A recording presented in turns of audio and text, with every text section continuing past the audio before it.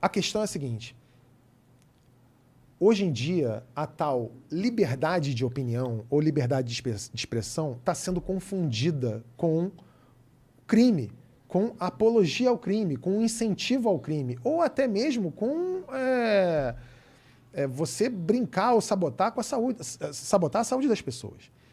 Uma coisa, eu até vi essa semana um jornalista aqui falando com vocês, que ele falou o seguinte: veja bem, eu nunca suscitei que as pessoas não se vacinassem. Eu faço perguntas. Sim. Eu faço perguntas. Uma coisa é você chegar e falar assim, a vacina funciona? Isso é uma pergunta. Você falar assim, já testaram essa vacina? Isso é uma pergunta. Quando você aparece num vídeo falando alguma coisa do tipo, assim, tá? Eu não tô dizendo que é ipsis literis desse jeito, mas algo como se fosse isso aqui. Veja bem, a vacina funciona mesmo? Porque tem gente morrendo aí nos Estados Unidos, hein? Sei lá se é um negócio bom essa vacina mesmo. Será que é bom? Quem testou? Quem tem interesse em vender essas vacinas? Será que tá vacinando? Sei não, vai vacinar? Vai botar seu filho pra vacinar? Isso pode dar um problema, hein? Isso não é fazer uma pergunta. Isso é induzir a pessoa a um erro. Isso é induzir a pessoa ao erro. Isso é você dizer para todos os seus milhares de seguidores, milhares de espectadores, que, olha, você tem certeza que você vai botar seu filho ou seu pai para vacinar? Porque se ele morrer, a culpa vai ser sua. E quando você fala isso para uma pessoa, contrariando a ciência, no meio de uma pandemia e vivendo em sociedade, isso deixa de ser liberdade de opinião ou estou só fazendo uma pergunta. Isso é outra coisa. Sabe qual que é o perigo disso? Qual? Eu entendo o argumento. É tipo, porra, o cara obviamente tá falando merda pro ganho político dele e tá cagando se a merda que ele vai falar vai impactar negativamente das pessoas ou não. E muito provavelmente ele sabe que vai impactar negativamente. Não sei o que passa na cabeça dele, talvez ele acredite no que ele fala. Mas o problema é, a partir do momento que você fala, ok, alguns discursos têm que ser cerceados, aí você entra no segundo problema. Como que a gente faz isso? Como que eu faço esse filtro no discurso da sociedade? E aí que mora o maior perigo. É muito fácil. É porque quando você faz isso, você tem que dar ferramentas a alguém ser o mediador. Sim. E quem você confia? Você confia no Estado para ser o mediador da verdade na comunicação entre os humanos? Eu não confio, cara. Não, você deve confiar em alguém. A questão, se você confia ou não, é uma outra questão. Se as pessoas que estão lá são capazes ou são competentes o suficiente para isso, é uma outra questão.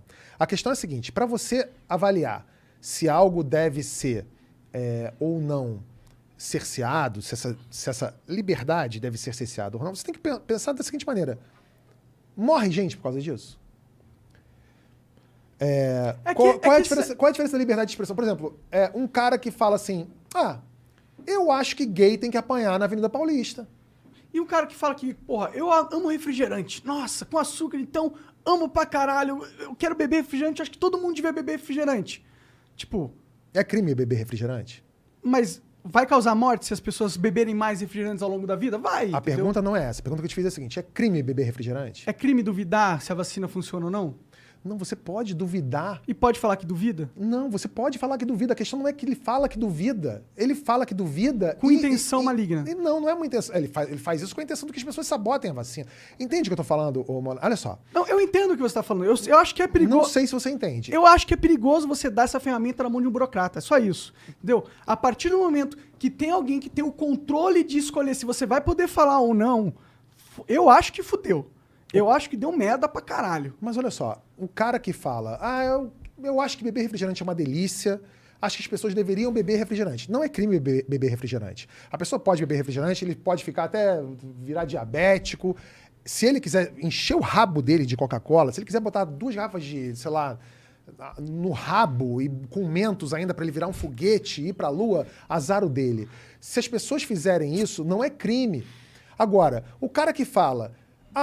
durante uma pandemia, que morreu só mais de 600 mil pessoas, e falar assim, o cara que incentiva que não se use máscara, que as pessoas não se vacinem, tem gente morrendo, tem família perdendo pai, mãe, filho, avô, por causa disso.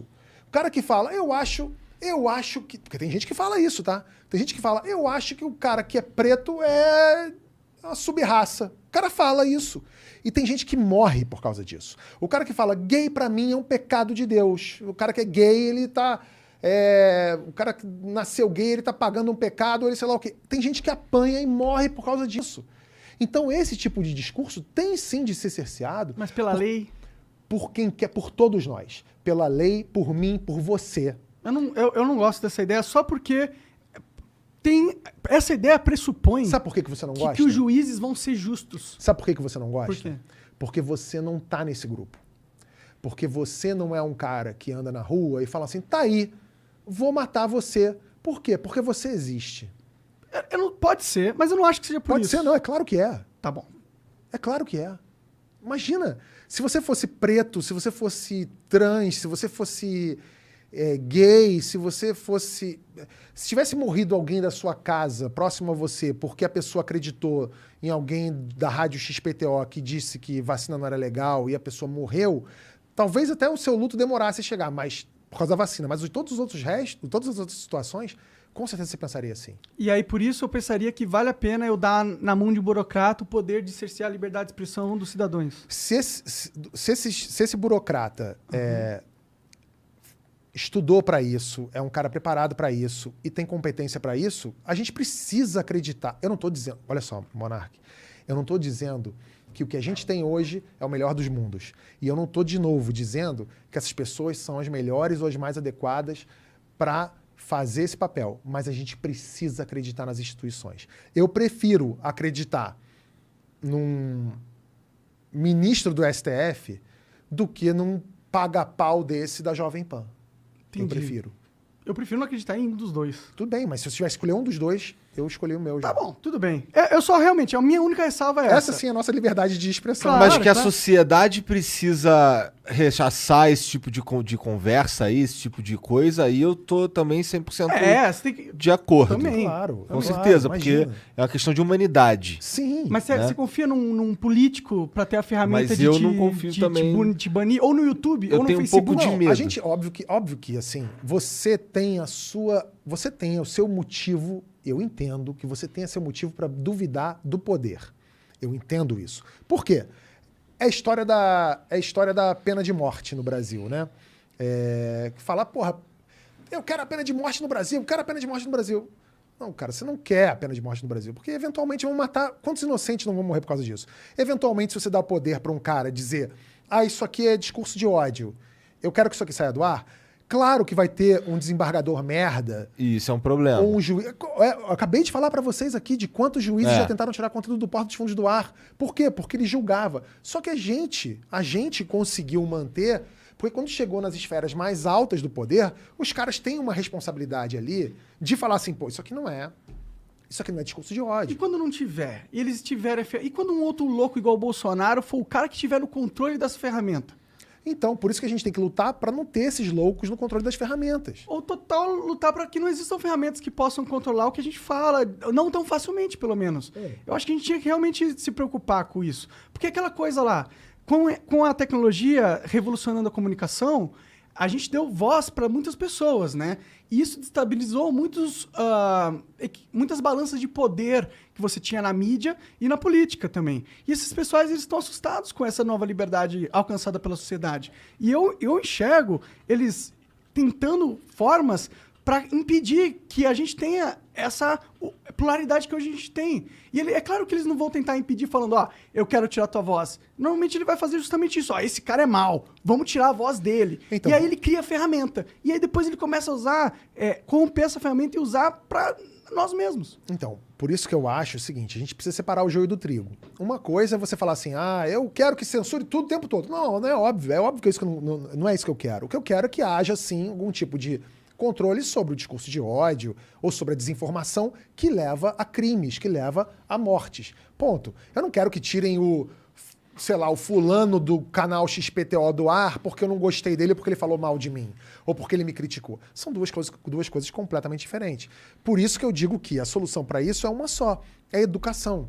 Porque se você tem um povo educado, você tem um povo educado que consegue fazer pressão popular para poder agir de maneira diferente, ou você tem um povo educado para Vai ver eleger... uma fake news e vai falar, mas isso aqui é burrice, porra. Então, se o cara tiver... Exatamente. tem que cercear Mas a gente algo não assim. tem, a gente não tem. A gente tem gente morrendo hoje porque acredita numa montagem que o cara mandou no grupo do Zap da tia dele. Ou que dá desinformação. E aí tem gente agredida na rua porque leu um negócio, sabe? Então, assim, e a gente tá chegando numa era que é bem perigosa, que é a era do deepfake. Imagina, o cara amanhã vai assistir a um vídeo que não foi dele, falando alguma coisa, e esse cara pode... Imagina, se eu, na